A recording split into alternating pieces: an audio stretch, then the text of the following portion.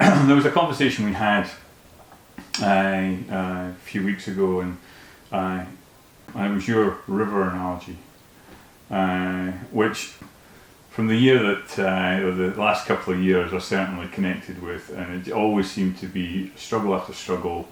And I always, and likened to me, does wading through muck. But as you were saying, it's like rowing against the flow of the river. And I think you said, well, why don't you just turn around and go with the flow and see where it takes you? And I went, well, that sounds like too easy an idea. Do you want to unpack that a little bit for me? Because I really like that analogy.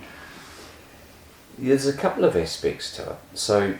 So you can treat life like a river.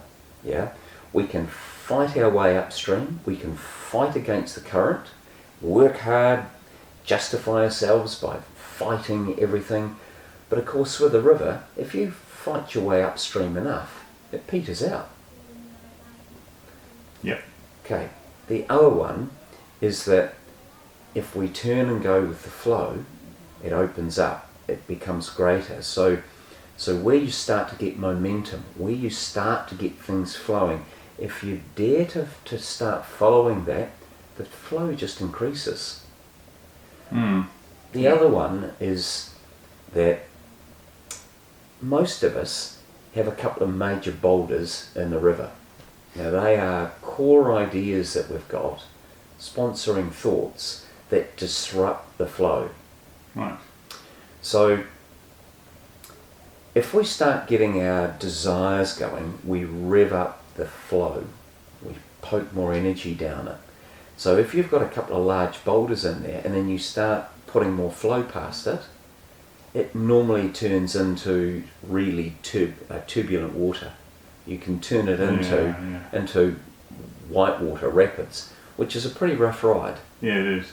So if we can figure out what a couple of those disrupting thoughts are, and we normally only have 2 or 3 max, and you park them off to the side, then you can smooth the flow out, and you can just have a much easier ride.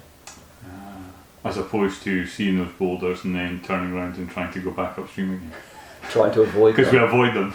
That's probably right enough. That's probably what we do, isn't it? Yeah. Most of us try and drown them by just trying to overcome them. But man, it creates turbulence. Yeah. There's one more thing about that, is that I think we need to just park them off to the side, because they're touchstones. They're like, okay, I know about that.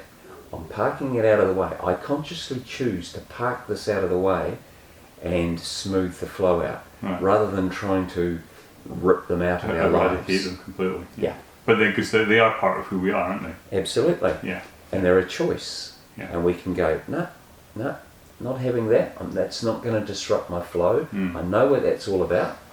I choose to park it off to the side. I'm going to do things differently. Yeah.